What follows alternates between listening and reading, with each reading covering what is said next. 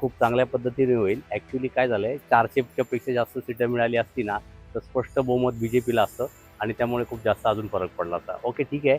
पण आता एन-डी-ए सोबत आहे सगळं आणि तरी पण चांगल्या प्रकारे विकास होईल.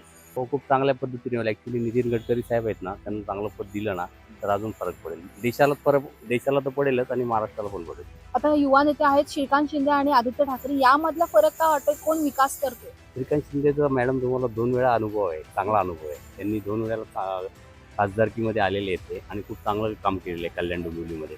त्यामुळे त्यांच्याबद्दल कधी पण चांगलंच बोलणार, कोणी पण चांगलंच बोलणार. हा त्यांचा मनाचा मोठेपणा असेल क्वचित, आणि राजकारणामध्ये काय गोष्टी म्हणजे सोडून करावे पण लागतात, म्हणजे स्वतःची प्रतिष्ठा हे करण्यासाठी किंवा एक जनतेला दाखवण्यासाठी.